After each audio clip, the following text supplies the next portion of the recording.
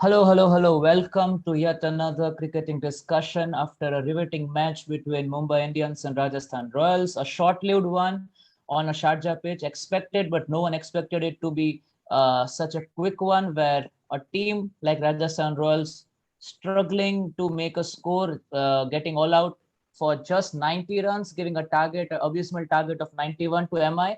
And we expected MI to struggle as well because the pitch was quite difficult for the batsmen to make runs on, but the way the Mumbai players dominated, Ishan Kishan especially, we felt as if Mumbai was clearly better across all the three parts of the game, made with batting, bowling, or fielding. I have my regular panelist Jayant Vaipan to help me out, understand how the game went out and how the various events of the game played out. So obviously, Ishan Kishan, a brilliant player today, shown through right and right, a strike rate of 200, making 50 runs from just 25 balls, 5 fours and 3 sixes, hitting balls from every side of the park. And especially when we see about the upcoming T20 World Cup, his knock gains a lot of significance, gains a lot of relevance and importance. So my question to Jai about how do you feel Ishan Kishan has matured as a player, and do you see any significance and relevance of this knock in relation to the upcoming T20 World Cup for India? Yeah, so Nishit, Ishan Kishan's knock is really pretty much relevant to the T20 World Cup because he is one of the key players that we expect, from the newcomers who should be able to deliver. We are having a lot of expectations from him. The same goes for Surya Kumar Yadav, the way they had been performing before and the kind of slump we had seen him be in the second leg of the IPL. So, it was really disappointing to see a person with so much potential not be able to live up to it. And now after a few matches off, when we see him coming in as a replacement for Dekok, and then he comes in, he is accompanying Rohit Sharma, and then once the skipper was lost, it we have seen Mumbai Indians lose a number of matches just because the wicket of Rohit Sharma is gone, and then the middle order just falls down, and there is nobody to revive Mumbai Indians. But today in the match, we could see the defending champions play their game. Today in the bowling and the batting, and as you said, even in the fielding, they were outsmarting Rajasthan Royals all way around.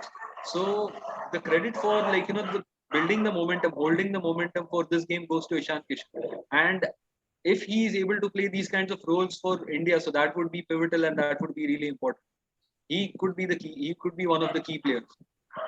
Right, right. So the way Ishan Kishan was able to play in such a pressure game, especially when Mumbai is struggling to qualify, and a very important point raised by Jai that we were able to see the man in blue perform quite well, and we felt as if the champions were playing a champion side playing against Rajasthan Royals, clearly dominating on each and every aspect of the game.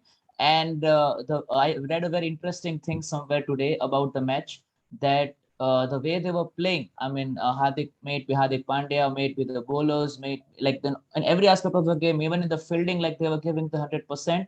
It really felt as if they were playing for the win here. And also, Mumbai Indians always, like across the recent IPLs, I feel that Mumbai Indians always considers IPL to be a marathon and not a sprint, because at the last portion of the IPL, when we have the playoffs, Mumbai always picks up the pace, and they even got a huge boost to their net run rate today, because they have the highest number of balls left for this season of IPL during a run chase, 70 balls left, and clear dominance today, sheer power. And a very important contribution obviously was of the pace bowlers of Mumbai Indians. I mean, the three pacers, Nisham and then Makram and Bumrah. I mean, the way they played, picking up 9 wickets amidst themselves, and clear dominance. The Rajasthan side clearly crumbled against them. And yeah, so the way the newcomers have been performing, I mean, and across various teams, may it be Shivam Dubey or may it be Makram and Nisham, across all the franchises, the way they have been playing. I mean, we saw about Makram, about how he came as a replacement for Warner, and have he has clearly made a mark and cemented his position. The way Nisham played today, he came as a replacement for Quinton de Kock, I guess. And the way he has been performing, Nathan Coulter also not a newcomer, but he was able to find a great partner in Nisham. So the youngsters have been playing brilliantly. I mean, they have been making the most out of all the opportunities that they've been getting. So my question now to Dwaipayan about how the various newcomers have been performing across various sites, especially a focus on the players that I mentioned, Dubey, Makram, and Nisham, and how they've been able to create an instant, immediate impact for their team and causing victories for them. Yes, true. I mean, it's quite a point to ponder, because I feel when you're not part of the playing members, you are sitting on the dugout. You are, hearing what the coaches say, what the analysts come and speak about the game. So it's a different perspective. By the time you're sitting out for 10, 12 games, you are not part of that side. And as a player, you're looking with puppy eyes to the coach, to the captain. Every time the toss is mentioned, the players are mentioned, but your chance gets come finally arrives at such a later stage of the tournament, and you just have seen the game, all games, at a different perspective than what the players who played it have done. So you understand a bit better, so I feel. And for foreigners, it's just a thing that I feel Markram, it's also has something to do with the kind of player that franchise needs at that particular time. So it's also based off on the freedom that the coach captain gives them. But yeah, Nisham coming in and taking 3 wickets for 12. I mean, bowling. I don't think Nisham's primary skill in cricket is bowling. I think it's his batting. For him to come and make such an impact, just tell him that UAE, he has been with MI for the last 2 months in that country and knows what works, what does not work. Shivam Dubey came in and was just knew that there's no point blocking or taking singles. There will be one ball that comes with your name on it. So I think it's just a fresh mindset that newcomers bring in. It's almost sad to see that some players, some people say isko abhi tak kyun nahi khilaya, but it's tough to see that. It's easier to say it in hindsight. When you're at the start of the tournament, you go with the best players, then someone in the bench who has seen it differently through the 10 games, then it's an interesting development. I feel some players coming with the mega auction coming, they're doing that themselves a world of good, with all these performances. True, true. So I feel that the way these youngsters have been playing, it shows a great maturity in the evolution of the new youngsters in the field of cricket, especially in But the way they have I have been. one thing to say. I mean, what Jay, you can also chip in. What do you think? What do you make of Rajasthan's batting? Like I don't know. What do you think of it? Like what happened, or how do you feel if you're RR right now, something like this? Right. Rajasthan's Before batting this, it coming out from Abu Dhabi, they were batting on a completely different surface. So initially the way they have chased off in the last game and the way they came out on top. So coming from that kind of a high scoring game into this one and not being able to put up any scores, Sanju Samson said the same thing in his interview, that he was mentioning about how they were in a state of confusion regarding both the pitches. And then once you get into that kind of frustrated mindset, and then as soon as the skipper went off, I mentioned the same thing with MI. The skipper going off in this kind of a tournament, because in this tournament we have seen that the skipper holds the key. After him, only experienced players in the middle order are able to keep up that kind of a morale. Otherwise, once the skipper is gone, more or less of the morale and more or less of the momentum is lost. So even today, when Sanju Samson was gone, we could see it all going downhill from that point. So I guess that was more or less where that was the clinical moment where they lost it all. Yeah, what right, I right, think and is the only way I define Rajasthan's batting is it's been timid. For someone right. who came and scored 190 against the table toppers in 17.3, the flair, the impact, the legacy of that game has slightly dimmed, because just Yeah. in the next game, if you get all out for 19, 20 overs, they were not all out. In fact, do you know it's the first time in IPL that a team batting first, batting the entire 20 overs, and the Right. team And batting such a second slow got it score. changed in under 10 overs. Under So, 10 overs, yeah. like, I don't think we have seen a more once as a side game in a very long time in IPL. And to quickly put forward my views about Rajasthan's batting before we move on to the discussion of the day, I feel that we had this discussion, me and Jay, about how Sanju Samson talked about the shift from Abu Dhabi to Sharjah, and also he mentioned in the post-match presentation about how the mindset of the Rajasthan players has been clouded with the way the pitch has changed, and even Nathan Coulter talked about how the ball was sticking on, and the basics, the pace bowlers, they focused on the basics. And like we saw players like David Miller with a very, very abysmal strike rate. Rahul Tewatia Yeah. also playing wasting a lot of balls. And then obviously the dot balls added a lot of pressure, and it added the pressure to an already crumbling Rajasthan lineup. So very interesting Yeah, adjective used by you just the in his last thing batting. I want to add is, you see MI, they have Rohit. You see CSK, they have Dhoni. RCB, Kohli.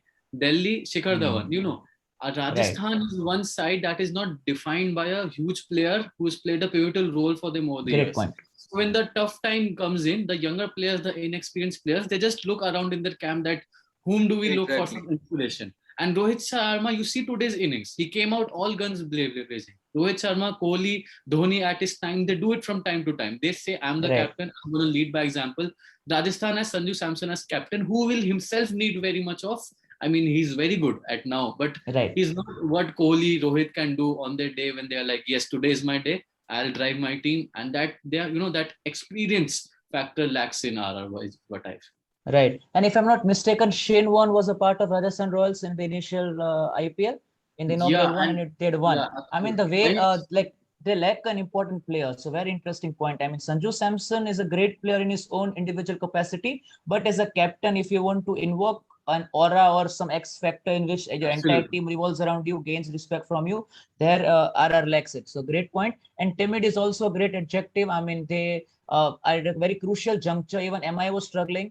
RR was struggling before this match. So irrespective of the fact whether they are playing in Dubai, Abu Dhabi, or Sharjah, they have to be adaptive to the changing circumstance, and they cannot afford a loss. But now, obviously, being on the losing side, they will wish that Mumbai and KKR lose their upcoming games. But it brings us to the discussion of the day.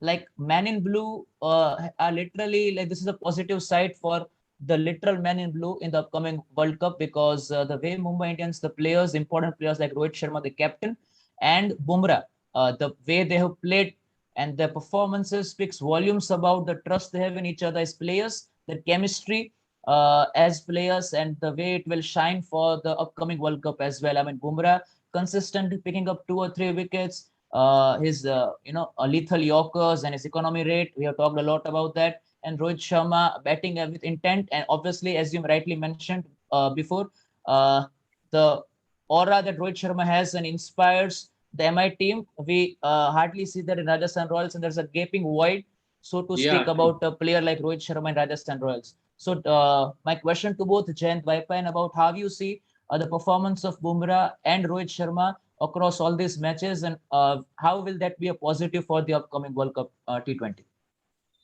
It will First, definitely Jayant and have a Vaipan. very big effect. Like, Rohit Sharma coming out of this kind of slump, the way he has dealt with the momentum that they had, the way he brought his team up, like, the kind of atmosphere that he must have created for the kind of slump they were in. Because Mumbai Indians is huge, like, they have seen this times, but they are also known for their game in the IPL. They are one of the top contenders. So for them Right. going through this kind of a time and Rohit Sharma leading them through this whole, like, period. So him and Bumrah coming out on top, having that kind of a momentum, and them having that kind of an understanding about what kind of an environment you should create when players are not just not themselves. Like when we talk about Ishan Kishan, he was having a very bad slump, and the way they brought him, like, to open in place of Decock and giving him that kind of an opportunity, giving him that kind of a boost. Like when Ishan Kishan talked today in his interview, he, like, he gave out a number of names that he went and he had words with Virat Kohli, he had words with Virat Kohli, Hardik, yeah. he had words with Rohit Sharma, and he also talked to Kyron Pollard, and they told him that he should just be himself, watch his own videos, and then watching him play in the previous seasons, he got the kind of confidence back. So all of these small things matter a lot when a player is not himself or not in that kind of a mindset. So them having this kind of a morale, this kind of a boost, so that would make a very big difference for the Indian team. Right, Yes, right. What about you, absolutely. Vaipan? And I think I'm 100% sure that before the UAE leg started, BCCI had constant contacts with every IPL team that has the 15 members who's going to play for India, right? So I'm sure I even heard Harsha Bhogle say, just in case he sees this video and says, "Ye to maine bola tha." But I mean, he said that, MI is going to play Ishan Kishan for what he's been selected as a batsman for India. And that's exactly what I wanted to see today. Not only was he played, he was played in place of a Quinton de Kock. He's a big person, dropping him, coming in. It's a huge vote of confidence. And it is something that MI is famous for. They back their players. Okay. And Ishan Kishan really, I mean, at some point of time, no matter how you back someone, that faith also needs to be repaid. And Ishan Kishan, I believe, has that talent, has that potential to, go ahead and do well. I feel he's a very young person now. He should be very expressive. When Pant came in, everyone had heavy criticisms and all. I don't want personally Ishan Kishan to go down that road, but he's a huge talent. And about Bumrah, I mean, Bumrah has been just so consistent all the time. He's nailing his Yorkers. I just want that, India as a team since 2014, they have done well in all ICC tournaments, but they need that, killer instinct, do winning the knockout games and all, winning the finals, big things. That is, sometimes it is more than skill. It is just being in a better headspace than the opponent. And I feel overall, irrespective of how MI fares in this IPL, I want players like Rohit, Bumrah, even Pandya came 2 down today. He does not come 2 down usually, but he came down 2 down today. It's, MI are looking for that in Indian campaign. Right. So great positives, great points raised by both our panelists tonight about how the performance of Bumrah and Rohit Sharma will be a big positive, a big advancement for the way India's campaign will shape up for the upcoming World Cup. Now, before we move on to the preview for tomorrow's match, a quick trivia question round. We are bringing This is my best part of the video, Yeah. Right. So let's hope the pressure is on Jay. Dwayapine leading the trivia question round. Let's hope that Jay opens his account. No pressure though. So a quick round of trivia questions. There'll be 3 questions. So my first question is, who currently holds the record for the highest individual runs scored in a match for Ranji for Jharkhand? For the Jharkhand team in Ranji. Right, Ishan Kishan. So he has scored 273 runs. Contextual intelligence. Right. So everything was like Ishan Kishan was discussed a lot today. So I thought I should add this question. Next question, who won the man of the match in the last year's IPL's final? Oh, acha. No one from DC, because DC played very badly. It has to be either Trent Bolt or Jasprit Bumrah. I think it's Bumrah. What about you, Jay? Mostly Bumrah. Okay, but the answer is Trent Bolt. I asked this question because despite Trent Bolt not playing for the MI in this match, we had the other pacers also chipping in and making his mark. And Trent Bolt was also the second highest wicket taker in last year's IPL. So which goes on to show that Mumbai banks upon its pacers a lot. I could not have got that answer right, because for a DC fan, that match never happened. So. That never happened. That's true. And a last trivia question, which has no relevance. I mean, these 2 questions are a lot of relevance with today's match, but the third question is just out of the blue. Talking only about MI because it was the victorious side, but in 2010's IPL, obviously Chennai Super Kings won it, but Mumbai was the finalist as well. So who was Sachin Tendulkar's opening partner in the 2010 IPL's finale?